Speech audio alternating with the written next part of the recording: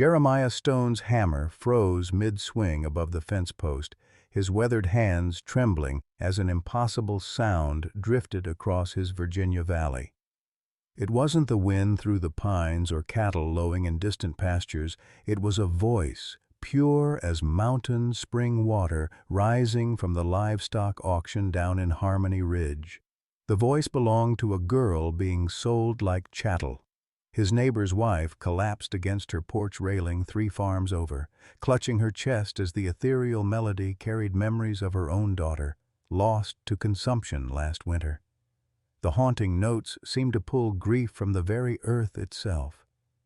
Jeremiah's mind raced back to his Sarah's voice on their wedding day 8 years ago, before the fever took her and their unborn child. This stranger's song held the same heartbreak, the same desperate beauty of someone singing through unspeakable pain. "Get down there now," he whispered to himself, his boots already moving toward the barn. Who was singing? And why did it sound like his own soul crying out for salvation? Leave a like and share your thoughts in the comments along with the city you're watching from now. Let's continue with the story. The September dust hung thick in the air as Jeremiah's boots hit the packed earth of Harmony Ridge's market square. 23 years he'd lived in these mountains, and he'd never heard the auction crowd fall so silent. Men who normally barked prices over tobacco and livestock now stood frozen, their weathered faces turned toward the makeshift platform where livestock sales concluded each month. That's when he saw her. The girl couldn't be more than 17, her auburn hair matted against her face, a faded blue dress torn at the shoulders. She stood behind a rope barrier like the cattle, but unlike the animals, her eyes held something that made Jeremiah's chest tighten, a quiet dignity that even this humiliation couldn't break. Beside her, a man reeked of whiskey and shame, his hand gripping a bottle like salvation. "Mercy here's got lungs like a church organ," the drunk man slurred to the small crowd. "Problem is, she won't use 'em proper, stubborn as her mother was. But she cooks, cleans, don't give no sass." He swayed dangerously. "Mining company cut my pay again. Need $50 or the bank takes everything." Jeremiah felt bile rise in his throat. He'd seen Confederate soldiers sell their boots for food, watched desperate men gamble away their last coins, but this, a father selling his daughter like livestock, struck something deeper than disgust. It struck recognition. The girl's eyes swept the crowd and found his. No pleading, no tears, just a look that seemed to say she understood what was happening and had already surrendered to it. In that moment, Jeremiah saw himself 8 years ago standing beside Sarah's grave, surrendering to the belief that God had abandoned him to loneliness. $25, called out Dr. Samuel Whitmore, stepping forward with his medical bag. "She looks healthy enough for household work."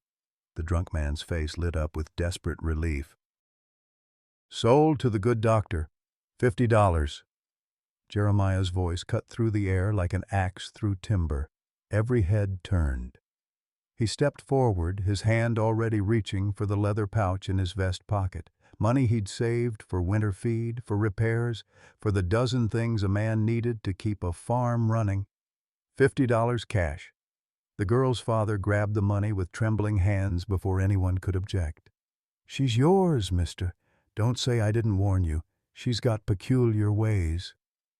As Jeremiah untied the rope from her wrists, Mercy Rainfall looked up at him with eyes the color of storm clouds. She didn't speak, didn't smile, but something passed between them that needed no words. Two broken souls recognizing each other across a crowded marketplace, each carrying grief too heavy for one person to bear alone. The wagon wheels creaked along the dusty road leading away from Harmony Ridge, each rotation taking Mercy Rainfall further from the only life she'd ever known. Jeremiah Stone sat beside her on the driver's bench, his calloused hands steady on the reins, his jaw set in a line that spoke of a man who'd made peace with difficult decisions long ago. Neither had spoken since leaving the auction. The silence stretched between them like a bridge neither knew how to cross. Mercy kept her hands folded in her lap, her eyes fixed on the rolling hills ahead where his farm waited like a question mark against the Virginia sky. She'd learned long ago that silence was safer than words, that stillness drew less attention than movement. Jeremiah stole glances at her profile, noting the way she held herself, straight-backed despite everything, as if dignity were something that couldn't be sold along with the rest of her. Her father had called her peculiar, but sitting beside her now, Jeremiah sensed something else entirely. She reminded him of a wild bird with a broken wing, still beautiful but afraid to fly. "Name's Jeremiah," he said finally, his voice rough from disuse. Living alone for 8 years had made him forget the rhythms of conversation. Jeremiah Stone. She turned to look at him, and he saw intelligence in those storm-gray eyes, a sharpness that her circumstances couldn't dim. When she spoke, her voice was barely above a whisper, as if she were afraid the wind might steal it away. "Mercy Rainfall." The name hung in the air between them, and Jeremiah found himself thinking it suited her. There was something about the way she said it that made him believe she understood its weight. Mercy as grace undeserved, rainfall as blessing after drought. "I've got a place about 3 miles up," he continued, nodding toward the ridge ahead. "Nothing fancy, but it's clean and quiet. Got a good well, decent barn, enough land to keep a person busy." He paused, choosing his words carefully. "I'm not looking for, that is, I'm not expecting." "I know what you paid $50 for," Mercy said, and there was no bitterness in her voice, only a weary acceptance that cut deeper than anger would have.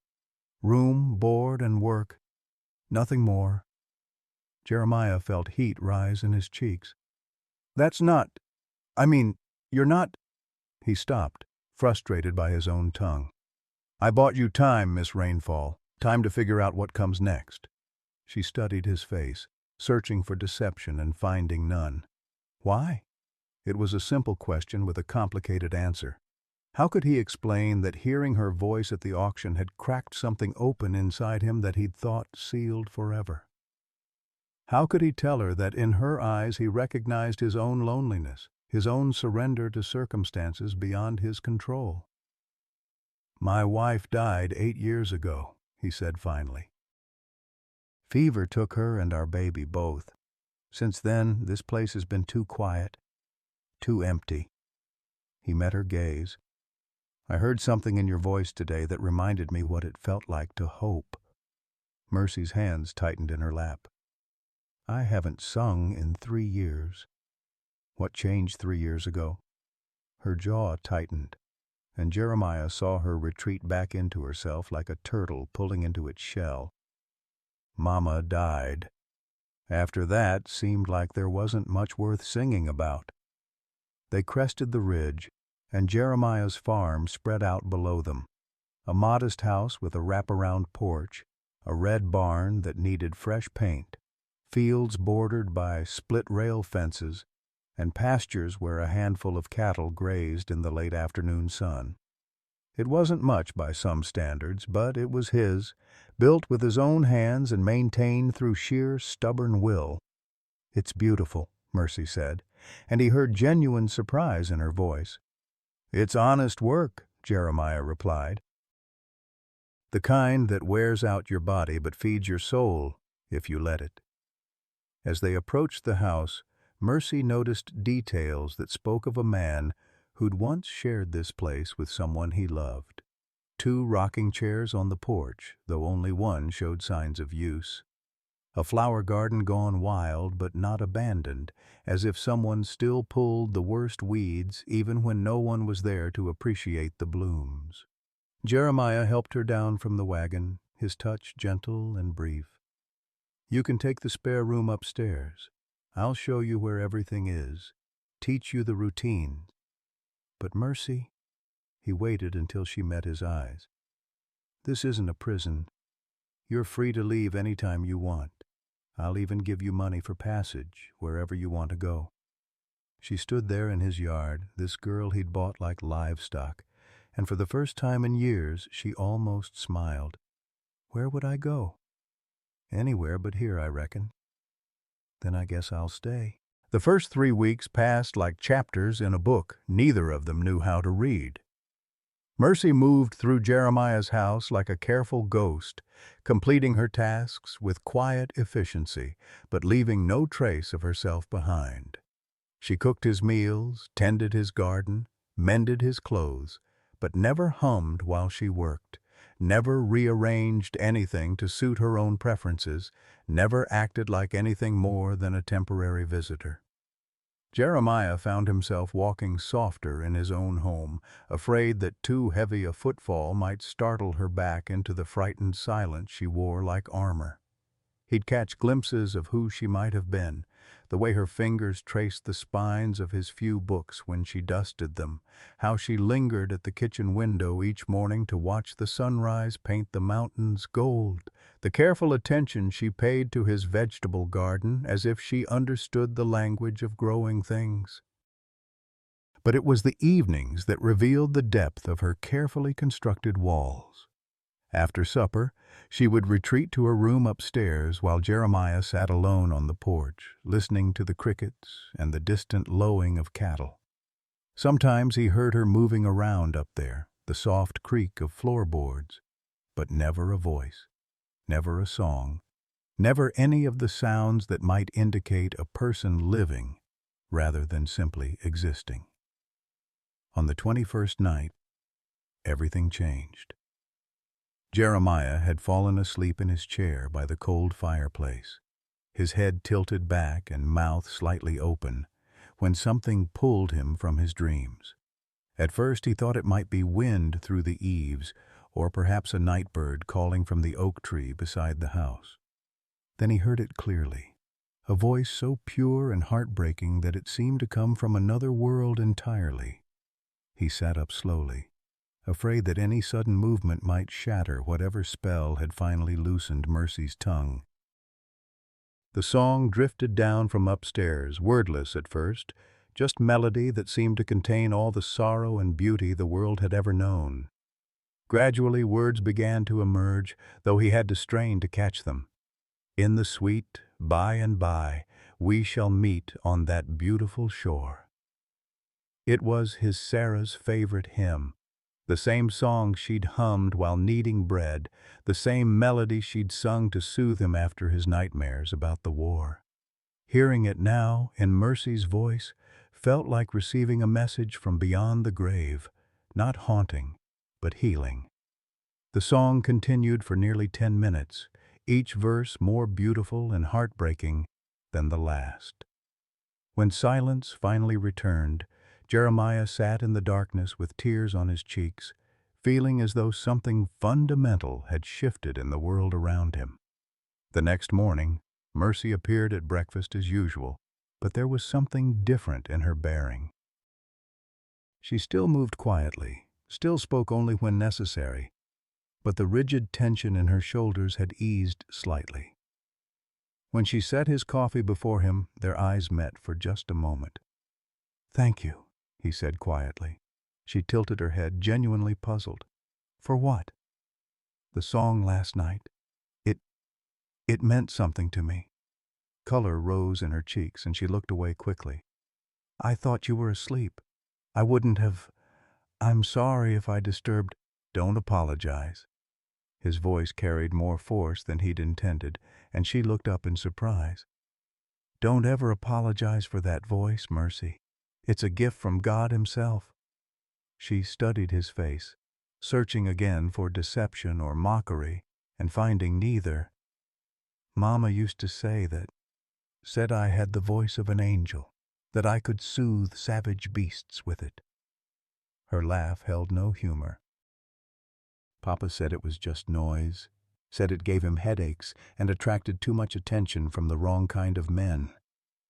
Your papa was a fool." The words hung in the air between them, bold and irrevocable. Jeremiah had never spoken ill of any man in front of his daughter, but the truth demanded expression. "He was drunk," Mercy said softly, as if that explained everything. drunk or sober. A man who'd sell his daughter doesn't deserve the title of father. Something cracked in Mercy's carefully constructed composure. Her hand flew to her mouth, and Jeremiah saw tears gathering in her eyes. For a moment he thought she might cry, might finally release some of the grief and pain she'd been carrying alone for so long. Instead, she straightened her spine and wiped her eyes with the back of her hand. "I should tend the chickens," she said, her voice steady again. "Mercy, wait!" Jeremiah stood, his chair scraping against the wooden floor. "Would you? That is, if you wanted to. There's an old piano in the parlor. Belonged to Sarah. It's probably out of tune, but if you'd like to try it." She turned back to him, and he saw something he hadn't seen before in her storm-gray eyes. Hope, fragile and tentative, but unmistakably real. "I haven't played since Mama died," she whispered. "Maybe it's time." That afternoon, while Jeremiah worked in the fields, he heard music drifting from the house, hesitant at first, then growing stronger and more confident. The piano was indeed out of tune, but Mercy's voice soared above the discordant keys like a bird learning to fly again. By evening, something had shifted between them, subtle but significant. They were no longer two strangers sharing space out of necessity, but two wounded souls beginning to trust in the possibility of healing. Word of Mercy's voice spread through Harmony Ridge like wildfire through dry timber. It started innocent enough, Mrs. Henderson mentioning to her sister how she'd heard the most beautiful singing drifting from the stone place while hanging laundry. Her sister told the postmaster, who shared it with the blacksmith, who couldn't help but comment to every customer about the angel voice up on Stone's Ridge. Within a week, people began finding excuses to ride past Jeremiah's farm during the afternoon hours when Mercy practiced at the old piano. They'd slow their horses, strain their ears, and ride away with expressions of wonder and unease. Some crossed themselves. Others whispered about things that weren't natural, voices too pure for this fallen world. Jeremiah noticed the increased traffic but said nothing. He'd catch Mercy watching from behind the parlor curtains as riders lingered at his gate, her face pale with something between longing and terror. She'd grown bolder with her music in recent days, her voice gaining strength and confidence, but the attention clearly unsettled her. "They're talking about me in town," she said one evening as they sat on the porch after supper. It was the first time she'd initiated a conversation since arriving nearly 2 months ago. "People always talk," Jeremiah replied, his voice carefully neutral. "It's what they do when they don't have enough work to keep them busy. They say I'm not natural, that no mortal woman should be able to sing like that." She wrapped her arms around herself despite the warm September air. "They're saying I'm either blessed by God or cursed by the devil, and they can't decide which scares them more." Jeremiah set down his coffee cup and turned to face her fully. "What do you think?" "I think I'm just a girl who learned to sing from her mama, and people are making it into something it's not." Her voice carried a tremor of uncertainty. "But sometimes when I'm singing it feels like Mama's right there with me, like she's helping me remember how to breathe life into the words." "That doesn't sound cursed to me. Doesn't sound entirely natural either." They sat in comfortable silence for a moment, listening to the evening chorus of crickets and tree frogs. Then Mercy spoke again, her voice barely above a whisper. "There's something else. Something I haven't told you." Jeremiah felt his stomach tighten. In his experience, conversations that began with those words rarely ended well. "When I sing certain songs, the ones Mama taught me, animals come. Not just the usual farm animals, but wild ones. Deer, rabbits, even the occasional fox or hawk. They just listen, like they're drawn to something in the music." She glanced at him, gauging his reaction. "I know how that sounds. Sounds like you have a gift that goes beyond just having a pretty voice." Or it sounds like the devil's work, depending on who you ask. Before Jeremiah could respond, the sound of approaching hoofbeats cut through the evening quiet. A single rider emerged from the tree line, his black coat and clerical collar visible even in the fading light. Jeremiah's blood went cold as recognition hit him like a physical blow. "Jeremiah Stone," the rider called out as he approached the porch. "It's been a long time, son." Mercy looked between them, sensing the sudden tension that had turned Jeremiah rigid as carved stone. "Who is he?" "Reverend Cornelius Blackwood," Jeremiah said, his voice flat and hard. "My father." The words hung in the air like a curse. Mercy's sharp intake of breath was the only sound besides the horse's snorting and the creak of saddle leather as Blackwood dismounted. "You're not welcome here," Jeremiah said, rising from his chair. Blackwood smiled, but it didn't reach his eyes. "Now that's no way to greet your old father, especially when I've come such a long way to meet the young lady who's been causing such a stir in these parts. Get back on your horse and ride out." "I'm afraid I can't do that, son. You see, I have a responsibility to the good people of this region. When word reaches me of unusual phenomena, it's my duty to investigate." His gaze shifted to Mercy, who had shrunk back in her chair. "Miss Rainfall, I presume. I've heard such remarkable things about your voice." "She doesn't want to talk to you," Jeremiah said, stepping between them. "Oh, but I think she does." Blackwood's voice carried the practiced authority of a man accustomed to being obeyed. "You see, child, there are forces in this world that seek to use innocent souls for their own dark purposes. Sometimes what we think is a blessing is actually a trap, a snare laid by the enemy of our souls." Mercy found her voice, though it trembled. "My singing isn't evil." "That's what they all say, child. That's what they all say." Blackwood pulled a leather-bound Bible from his coat. "But the scripture tells us to test the spirits, to see whether they are of God. Would you be willing to submit to such a test?" "What kind of test?" Jeremiah demanded. "A simple one. If her gift is truly from the Almighty, it will stand up to holy scrutiny. If it's from other sources, well, the truth has a way of revealing itself." "You're not testing anything," Jeremiah said. "This is my land, and you're not welcome on it." Blackwood's expression hardened. "Your land, perhaps, but this matter extends beyond property lines. The entire community is talking about this girl and her strange abilities. Some are beginning to question whether Harmony Ridge has been infiltrated by darker influences." The threat was clear, though unspoken. Mercy stood slowly, her hands clenched at her sides. "What would this test involve?" she asked. "Mercy, no," Jeremiah said sharply. "If it would put people's minds at ease—" "It won't," Jeremiah said. "Nothing will ever be enough for him. Trust me on this." Blackwood smiled again, and this time there was triumph in it. "Tomorrow evening, then, the church at sunset. The entire community is invited to witness the testing of spirits." He mounted his horse and rode away, leaving father and not-quite-daughter standing in the gathering darkness, both knowing that everything was about to change. That night, neither Jeremiah nor Mercy slept. The house felt different somehow, as if Blackwood's presence had left a stain that wouldn't wash clean. Jeremiah paced the kitchen while Mercy sat at the table, her hands wrapped around a cup of cold tea, both of them knowing that come morning, everything would change. "Tell me about him," Mercy said finally, breaking the silence that had stretched between them for hours. "Tell me about your father."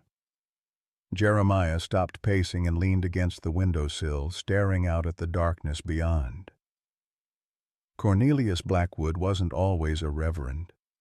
20 years ago, he was the most sought-after opera singer in New York City. Had a voice that could make angels weep and devils repent. Packed theaters every night, had more money than he knew what to do with. He turned to face her, and Mercy saw pain etched deep in the lines around his eyes. Then the diphtheria epidemic of 1865 hit. Took his voice clean away, not all at once, but slowly, like watching a candle burn down to nothing. By the time it was over, he could barely whisper, let alone sing. What happened then? He came back here to Virginia, claiming God had called him to the ministry, said his suffering had purified him, made him worthy to serve the Lord. Jeremiah's voice carried a bitter edge, but I knew better.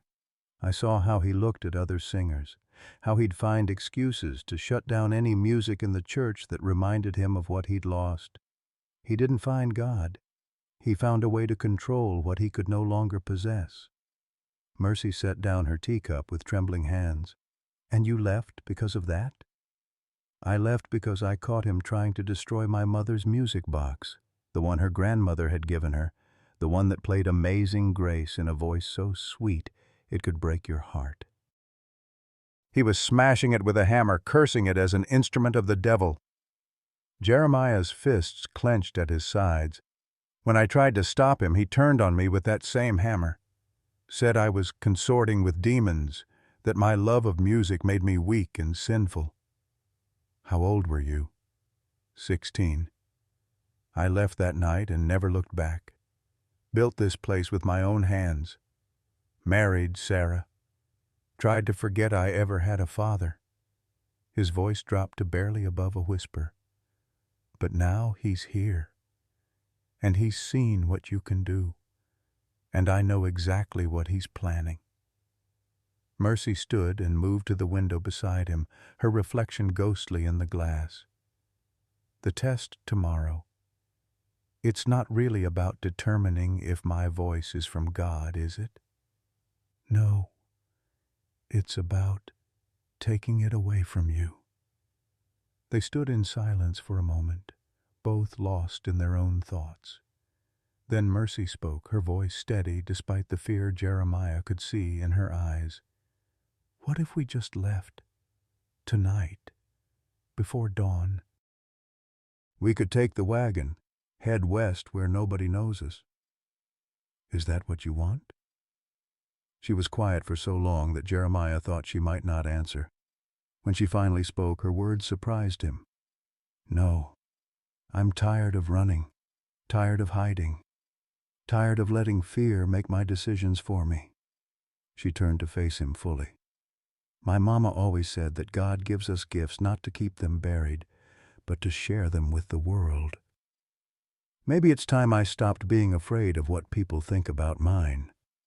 Mercy, you don't understand what you're up against. Blackwood isn't just a preacher. He's a manipulator, a man who's made destroying beautiful things into an art form. He'll twist everything you say, turn your own words against you. He's done it before. To who? Jeremiah hesitated, then decided she deserved the truth. To my mother. She used to sing in the church choir, had a voice almost as beautiful as yours. After Blackwood lost his own voice, he convinced the congregation that women singing in church was against God's will, that it was prideful and vain. He quoted scripture, twisted verses to support his arguments, until the whole community turned against her. What happened to her? She stopped singing, stopped going to church, stopped believing that God loved her. Jeremiah's voice cracked. She died 2 years later, and I swear it wasn't the consumption that killed her. It was the silence. Mercy reached out and took his hand, her fingers warm against his cold skin. I'm not your mother, Jeremiah, and I'm not going to let him take my voice without a fight. You don't know what he's capable of. Then tell me. Help me understand what I'm walking into. Jeremiah looked down at their joined hands, drawing strength from her touch. He'll start with scripture, make it seem like everything he's doing is God's will. He'll ask you to sing, and when you do, he'll point out every note, every expression, every moment of beauty and claim it's evidence of demonic influence. He'll have plants in the congregation, people who'll speak up on cue, testify about strange dreams or unexplained events that somehow connect to your singing. And if I refuse to sing, that'll be evidence of guilt. He'll say the demons won't let you perform in God's house because they can't stand the presence of the holy. Mercy pulled her hand free and wrapped her arms around herself. So no matter what I do, I lose. In his game, yes. But what if we change the rules? She looked at him sharply. What do you mean? What if, instead of defending yourself against his accusations, you made accusations of your own? What if you told them the truth about who he really is, what he really lost, and why he's so desperate to destroy anyone else's musical gifts? They'd never believe me over him. They might, if you had proof. Mercy's eyes narrowed. What kind of proof? Jeremiah walked to the kitchen cabinet and pulled out a wooden box he'd kept hidden for 20 years. Inside were yellowed newspaper clippings, theater programs, and a daguerreotype of a young man in elegant evening wear standing beside a piano. His past, Jeremiah said simply. Evidence of who Cornelius Blackwood was before he became Reverend Blackwood. Evidence of what he's really fighting, not demons but his own jealousy and bitterness. Mercy studied the photograph, then looked up at Jeremiah with something approaching hope in her eyes. You think this would be enough? I think it would give you a fighting chance. But Mercy, he gripped her shoulders gently. You have to understand that if we do this, there's no going back. Win or lose, everything changes after tomorrow night. She nodded slowly. I know, but I'd rather fight and lose than surrender without trying. As dawn broke over the Virginia mountains, Jeremiah Stone and Mercy Rainfall sat at his kitchen table, planning not just to survive Blackwood's test, but to expose him for what he truly was, a broken man using God's name to justify his own petty cruelties. Neither of them slept that day, knowing that by sunset, one way or another, the long silence would be broken forever. The Harmony Ridge Church had never held so many souls within its whitewashed walls. By sunset, every pew was packed, with more people standing along the sides and spilling out onto the front steps. Word of the testing had spread through the valley like gospel itself, drawing the curious, the faithful, and the fearful from settlements as far as 20 miles away.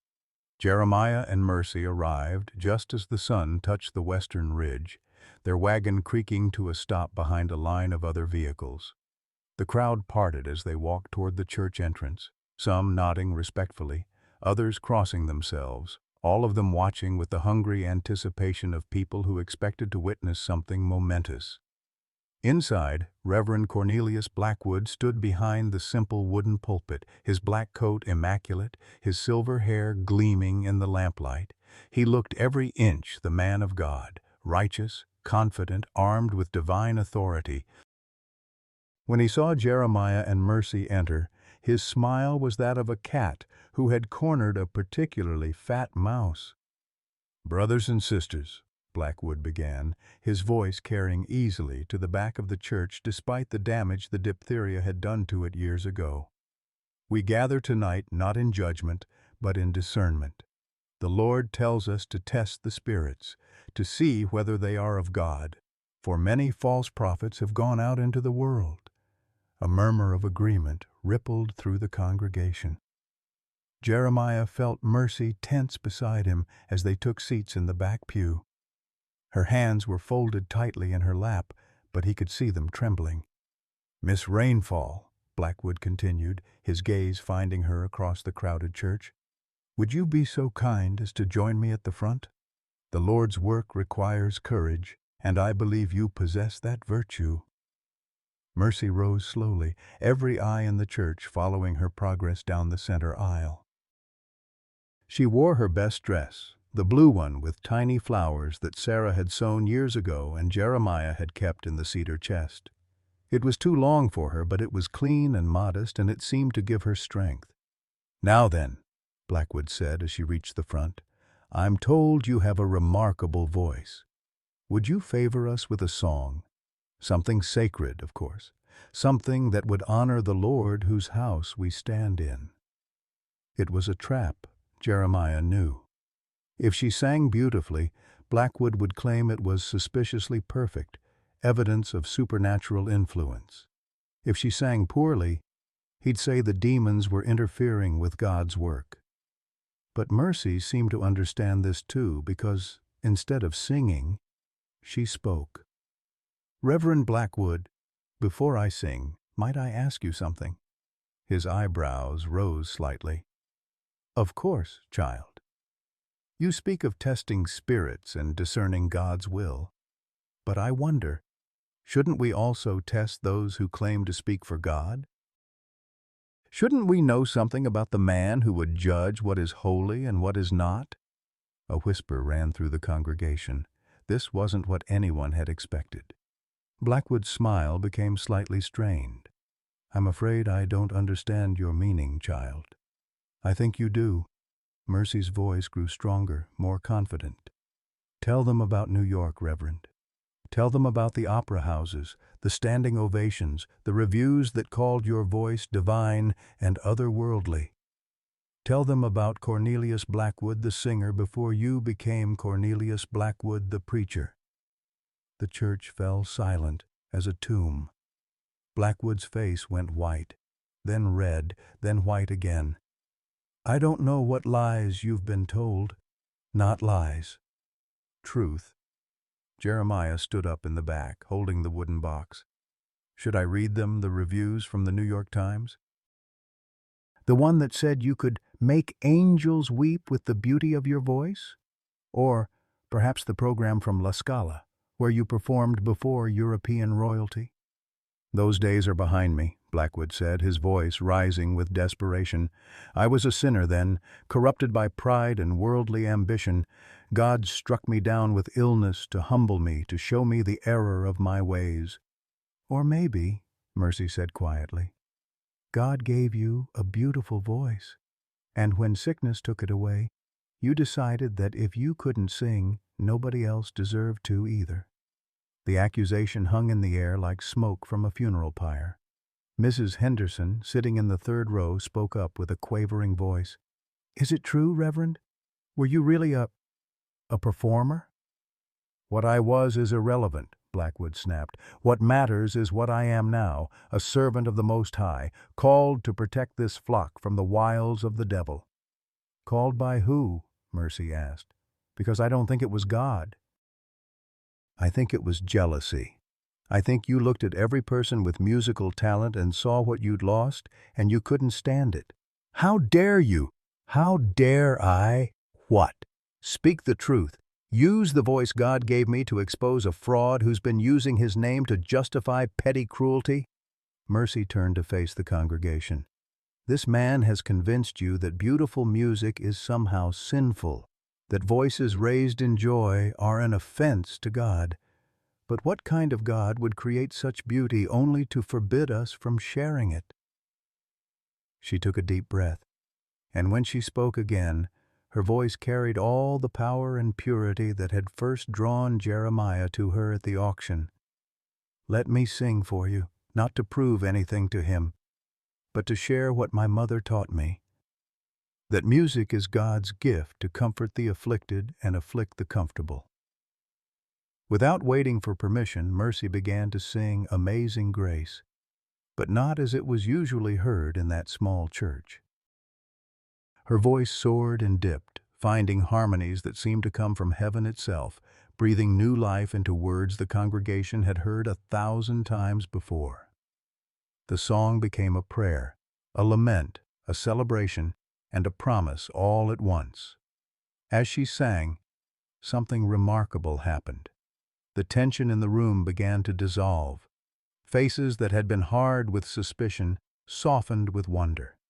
Mrs. Henderson began to weep quietly.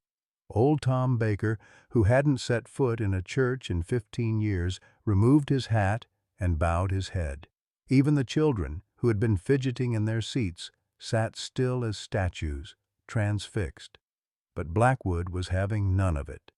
"Stop!" he commanded, slamming his hand down on the pulpit. "Can't you see what's happening? She's bewitching you. This is exactly what I warned you about." The song stopped abruptly. but its echo seemed to linger in the rafters. Mercy turned to face Blackwood, and when she spoke, her voice was steady as bedrock. "The only thing I've bewitched anyone with is truth, Reverend. The truth about music, about joy, about the God who created larks and nightingales and human voices that can lift hearts toward heaven." She paused, letting her words sink in. "The question isn't whether my voice is from God. The question is whether your bitterness is from somewhere much darker." The silence that followed was deafening. Then from the back of the church came the sound of slow, deliberate clapping. Jeremiah was applauding his not-quite daughter, his face shining with pride and love. One by one, others joined in. Mrs. Henderson, Tom Baker, families who had known the joy of music before Blackwood had taught them to fear it. Blackwood stood behind his pulpit, isolated and exposed, watching his carefully constructed authority crumble like autumn leaves. The applause died away, but the damage to Blackwood's authority was irreversible. He stood behind the pulpit like a man watching his house burn down, his carefully constructed facade cracking under the weight of exposed truth. The congregation that had once hung on his every word now looked at him with new eyes, eyes that saw not a holy man, but a bitter soul using God's name to settle personal scores. "This changes nothing," Blackwood said, his voice cracking with desperation. "You've all been deceived by pretty words and prettier songs, but the truth remains. This girl practices witchcraft, and this church will not tolerate such abominations." Old Tom Baker stood up in the back, his weathered face set in hard lines. "The only abomination I see is a man who'd destroy something beautiful just because he can't have it himself." He turned to address the congregation. "My Mary had the voice of an angel before this man convinced us it was sinful." She stopped singing, stopped smiling, and died with music locked away in her heart. "I won't let him do that to another soul." A murmur of agreement rippled through the church. Other voices joined in. People remembering loved ones who had been silenced, families who had given up their musical traditions, children who had been taught to fear the very gifts God had given them. Blackwood raised his hands, trying to regain control. "You're making a terrible mistake. This girl has bewitched you all. Can't you see?" "What I see," interrupted Mrs. Henderson, rising from her seat with surprising dignity, "is a man who lost his gift and decided nobody else deserved theirs. What I see is 20 years of joy stolen from this community because you convinced us that happiness was somehow unholy." Dr. Samuel Whitmore, who had been sitting silently near the front, suddenly stood up. Jeremiah tensed, remembering the man's interest in buying Mercy at the auction. But instead of supporting Blackwood, the doctor's words surprised everyone.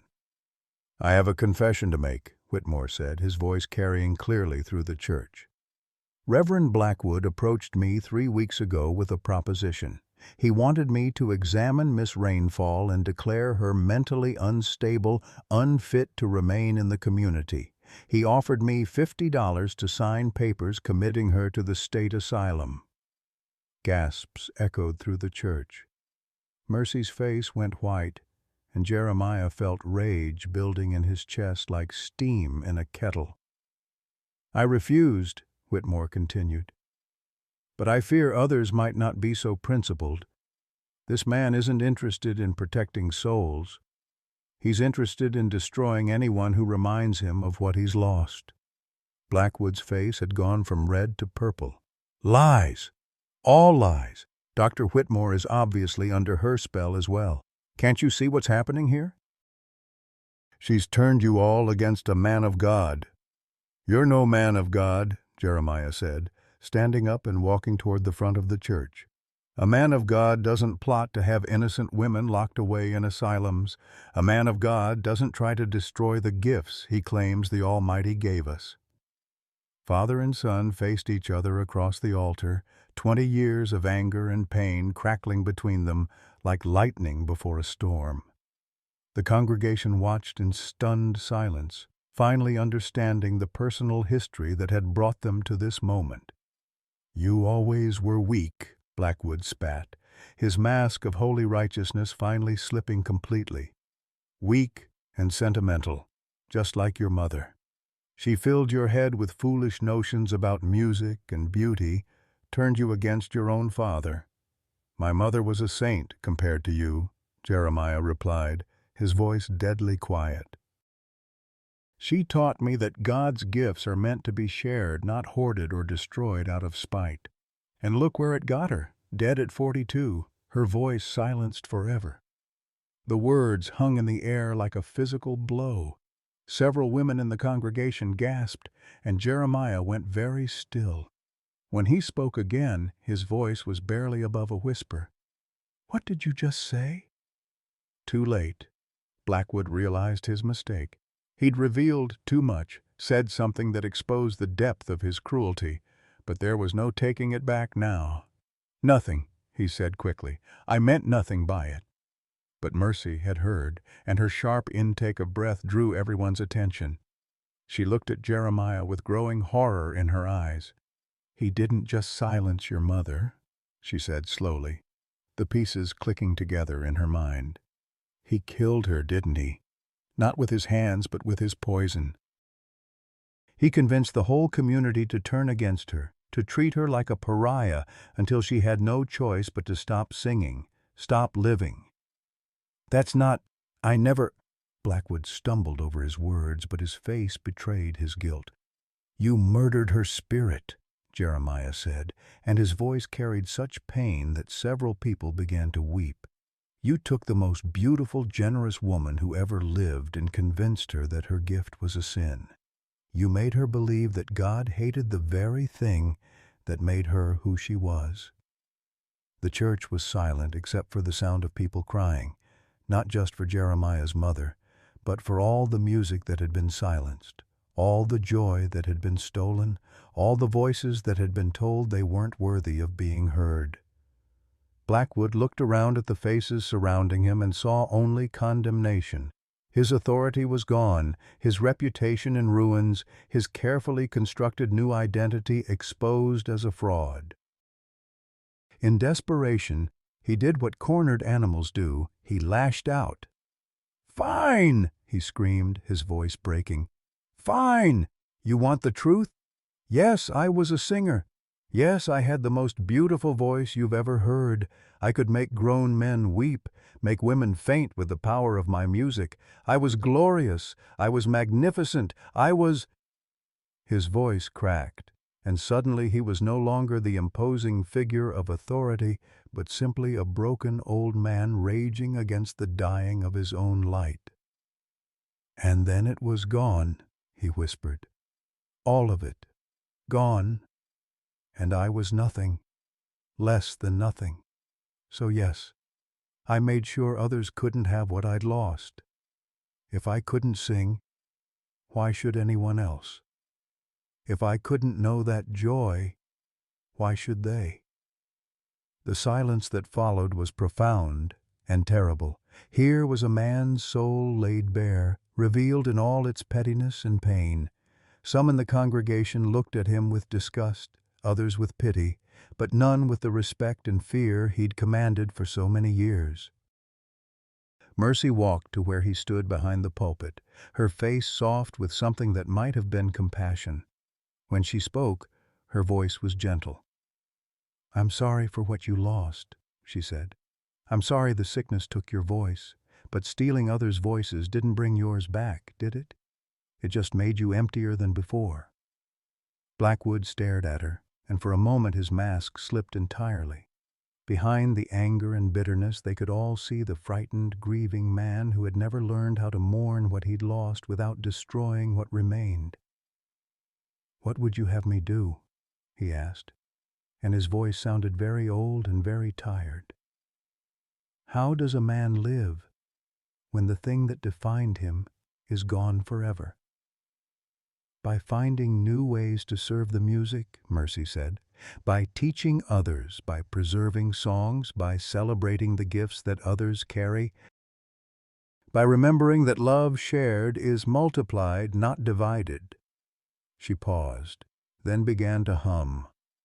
Not one of the complex melodies that had so impressed everyone, but something simple and sweet, a lullaby her mother had sung to her years ago. One by one, others in the congregation joined in, their voices blending together in harmony. For the first time in 20 years, music filled the Harmony Ridge Church without shame, without fear, without anyone telling them it was wrong to lift their voices together in joy. Blackwood listened, tears streaming down his face, finally understanding what he had stolen from himself and others. The hymn faded into silence, leaving the church transformed. Where there had been suspicion and fear, now there was understanding. Where there had been division, now there was unity.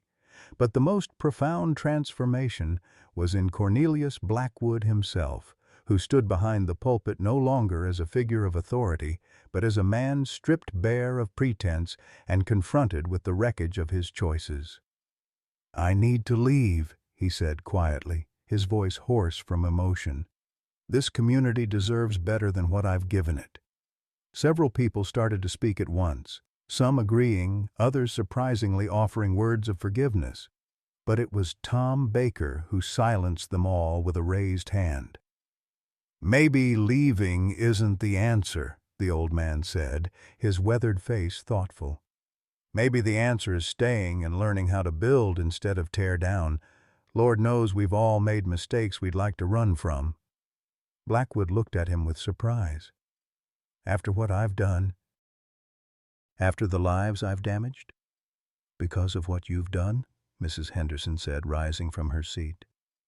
"My grandmother used to say that the best fertilizer for a garden comes from things that have rotted and broken down. Maybe your bitterness can become something that helps new growth." It was not the response anyone had expected, least of all Blackwood himself. He stared at the faces around him, faces that should have shown hatred or contempt, but instead showed something far more complex. Not forgiveness exactly, but the possibility of it. Dr. Whitmore cleared his throat. "If I might suggest something, the community needs a new spiritual leader. But perhaps what we need more is someone who understands loss, who can help others navigate grief without letting it turn to poison." He looked directly at Blackwood. "Your experience with losing your greatest gift, perhaps that could become your ministry now. Helping others who've lost what they treasured most." Mercy stepped forward, her voice gentle but firm. "There's something else to consider. All those years you spent studying music, learning about harmony and rhythm and the way voices blend together, that knowledge didn't disappear with your voice. You could teach. You could help others develop their gifts instead of destroying them." Blackwood's eyes filled with tears. "I don't know if I remember how to build anymore. I've spent so many years tearing down." "Then it's time to learn," Jeremiah said, stepping closer to his father for the first time in 20 years. "It's time for both of us to learn." The church fell quiet as father and son faced each other. 20 years of anger and hurt lay between them like a chasm, but for the first time both men seemed willing to consider the possibility of bridging it. "I killed your mother," Blackwood whispered, the words torn from his throat like confession before an altar. "Not with my hands, but with my bitterness. I poisoned this whole community against her because I couldn't stand hearing what I'd lost every time she opened her mouth to sing." "I know," Jeremiah replied, his voice steady despite the tears in his eyes. "I've known for years. But holding on to that anger was killing me the same way your bitterness killed you. Maybe it's time we both learned how to live again." The silence stretched between them, heavy with possibility and pain. Then, slowly, tentatively, Jeremiah extended his hand. Blackwood stared at it for a long moment, then reached out and grasped his son's fingers with his own trembling ones. It wasn't forgiveness, not yet, but it was a beginning. "There's work to be done," Mrs. Henderson said, breaking the emotional tension with practical concerns. "This community has been without real music for 20 years. We've got children who've never heard a proper lullaby, young people who don't know the old songs, families who've forgotten how to celebrate with anything but silence." "A music school," Mercy said suddenly, the idea forming as she spoke. "We could start a music school, teach the children, help the adults remember what they've lost, preserve the songs before they disappear entirely." "Who would run such a school?" Dr. Whitmore asked. Mercy looked at Jeremiah, then at Blackwood, then back at the assembled congregation. "All of us. Everyone who has something to contribute. Jeremiah knows the old mountain songs his mother taught him. Some of you remember hymns and folk tunes your grandparents sang, and Reverend Blackwood—" She turned to the broken man behind the pulpit. "You understand music theory, harmony, the technical aspects that could help people develop their voices properly? You want me to teach?" Blackwood's voice was barely audible. "I want you to serve music the way you once did, just in a different way. Instead of performing for audiences, you could be helping others find their own voices." The idea seemed to spark something in the man's dead eyes. For the first time since the confrontation began, he stood a little straighter. "I remember," he said slowly. "I remember how to teach breathing techniques, how to help people find their range, how to blend voices in harmony." He looked around the church with something approaching hope. "It wouldn't bring my voice back, but it might help others discover theirs." Tom Baker slapped his knee. "Then it's settled. We'll start with the children. Lord knows they need something to sing about besides funeral dirges and guilt. Then maybe some of us older folks can remember what it felt like to lift our voices in joy instead of just obligation." As if to demonstrate his point, he began singing "When the Roll is Called Up Yonder" in a cracked but enthusiastic baritone. One by one, others joined in, their voices rusty from disuse but growing stronger with each verse. Even Blackwood added his damaged whisper to the chorus, tears streaming down his face as he participated in congregational singing for the first time in decades. When the hymn ended, Mercy turned to Jeremiah with shining eyes. "Is this really happening? Are we really going to build something beautiful from all this brokenness?" "I think we are," he replied, taking her hand in his.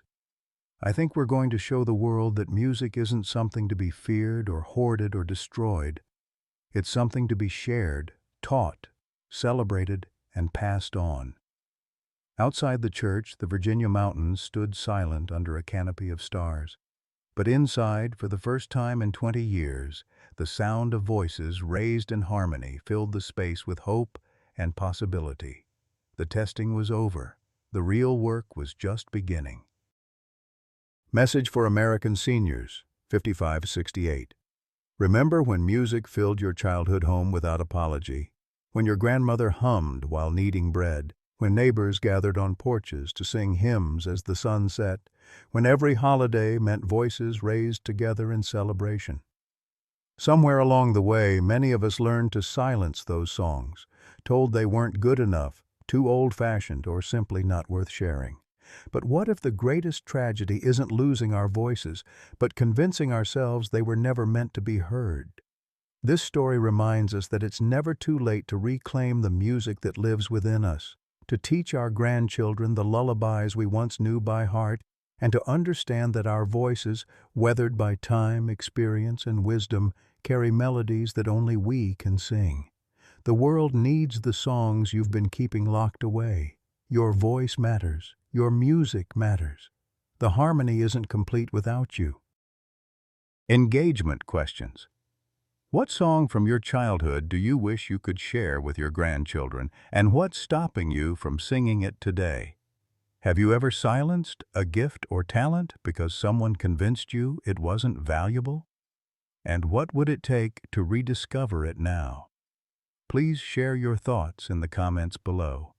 Your story might be exactly what someone else needs to hear. 5 years had passed since that transformative night at the Harmony Ridge Church, and the Virginia mountains had witnessed a quiet revolution. Where once silence had reigned supreme, now music drifted from nearly every home and gathering place in the valley.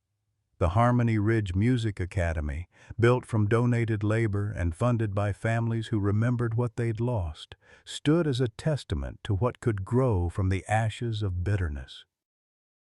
Mercy Stone, she'd taken Jeremiah's name 2 years ago in a ceremony that had half the county singing, stood in the main classroom watching her newest students attempt their first group harmony. These weren't children, but adults in their 50s and 60s who had decided it was never too late to reclaim voices they'd abandoned decades ago. "Remember," she called out, her own voice as pure and powerful as ever. "You're not trying to be perfect. You're trying to be present. Let the music flow through you, not from you." Among the students was Martha Caldwell, a 72-year-old widow who hadn't sung a note since her husband's funeral 15 years ago. Beside her stood James Morrison, a retired coal miner whose weathered hands shook with nervousness as he held his songbook. "I don't know if I remember how," Martha whispered to James. "Then we'll remember together," he whispered back, and they began to sing Amazing Grace in voices that trembled with age and uncertainty but grew stronger with each phrase. Jeremiah watched from the doorway, his heart full as he observed the weekly miracle of voices finding their way back to confidence. His own relationship with music had evolved too. He'd discovered that while he might not have Mercy's angelic gift, he had something equally valuable: the ability to create safe spaces for others to discover their own. "Beautiful, as always," came a voice behind him. He turned to find his father, Cornelius Blackwood, approaching with the careful gait of a man in his 70s who'd learned humility the hard way. The years had been kinder to him than anyone might have expected. Serving music instead of his own ego had given him a purpose he'd never found in the pulpit. "How are the children's classes coming along?" Jeremiah asked. "Better than I dared hope," Cornelius replied, settling into a chair beside his son. 23 students this week, ages 5 to 15. Little Sarah Henderson has an ear for harmony that reminds me of—" He paused, his voice catching slightly. "That reminds me of your mother at that age." It had taken 3 years for them to be able to speak of Elizabeth Stone without the conversation ending in tears or silence. Now her memory lived in the music they taught, the songs they preserved, and the voices they helped to flourish. "She would have loved this place," Jeremiah said softly. "She would have loved seeing you happy," Cornelius replied. "Seeing both of you happy." Through the classroom window, they could see Dr. Whitmore leading a group of teenagers in a rousing rendition of "She'll Be Coming Round the Mountain." The good doctor had surprised everyone by revealing a passion for American folk songs and a tenor voice that, while not professionally trained, carried genuine joy. Mrs. Henderson had become the Academy's unofficial historian, collecting and preserving the mountain songs that previous generations had passed down through oral tradition. Her weekly Story Songs sessions drew audiences from 3 counties, as she shared not just the melodies, but the stories behind them, tales of love, loss, triumph, and survival that had sustained their ancestors through hardships these modern listeners could barely imagine. "I have news," Mercy announced as she joined them in the hallway, her face glowing with excitement. "The state education department wants to use our model in other counties. They're calling it the Harmony Ridge method. Community-based music education that heals as much as it teaches. Jeremiah pulled her close, breathing in the familiar scent of her hair, lavender and sunshine, same as always. How do you feel about that? Terrified and thrilled in equal measure, she admitted. But if what we've learned here can help other communities find their voices again, then we have an obligation to share it, Cornelius finished. Just like you taught me 5 years ago. The irony wasn't lost on any of them. The man who had once sought to silence every beautiful voice in the valley was now one of their most passionate advocates for spreading musical education far and wide. Tom Baker appeared around the corner, his arms full of handmade instruments crafted in his woodworking shop. At 81, he'd become the Academy's master craftsman, creating simple guitars, dulcimers, and mountain harps for students who couldn't afford store-bought instruments. "Got 3 more dulcimers ready for the beginner's class," he announced proudly, "and I've been working on something special for the anniversary celebration next month." The 5th anniversary of the night everything changed, as it had come to be known locally, was approaching, and the entire community was planning a celebration that would showcase how far they'd all come. "What kind of something special?" Mercy asked, her eyes dancing with curiosity. Tom's weathered face broke into a conspirative grin. "You'll have to wait and see, but I will say this, it's something that would make my Mary proud." As if summoned by the mention of celebration, a group of children burst through the front doors of the academy, their voices raised in excited chatter about their upcoming performance. Leading them was 10-year-old Samuel Henderson, Mrs. Henderson's grandson, whose clear soprano had already earned him invitations to sing at weddings and church services throughout the valley. "Miss Mercy! Miss Mercy!" he called out, running toward them with the boundless energy of youth. "Grandma says we're going to sing with the grown-ups for the big show. Is that true?" "It's true," Mercy confirmed, kneeling down to his level. "But only if you promise to practice your harmonies with the same dedication your grandmother puts into preserving our old songs." "I promise. We all promise." The boys' enthusiasm was infectious, and soon the hallway was filled with children making solemn vows to practice their scales and memorize their lyrics. Watching them, Jeremiah was struck by how different these children were from the ones he'd known in his own childhood. Confident, joyful, unashamed of their voices, and eager to share their gifts with the world. They would grow up in a community that celebrated music rather than fearing it, that understood harmony as both a musical concept and a way of living together. "You know what the most beautiful thing is?" Mercy said quietly, watching the children disperse to their various classes. "It's not just that they're learning to sing. It's that they're learning they have something worth sharing, something that makes the world a little brighter just by being expressed." "Like their teacher taught them," Jeremiah murmured, pressing a kiss to her temple. "Like their whole community taught them," she corrected. "Every voice matters. Every song has value. Every person who finds the courage to sing makes it easier for the next person to find theirs."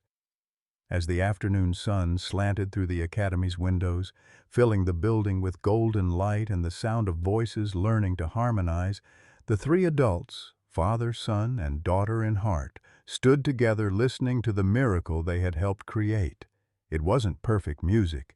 Some voices cracked, others wavered, and occasionally someone lost their place entirely. But it was honest music, joyful music, healing music. It was the sound of a community that had learned to sing together again despite their differences, despite their past hurts, despite the fear that had once silenced them all. And in that imperfect, beautiful harmony, they could hear the echo of every voice that had been lost along the way, and the promise of every voice yet to be found.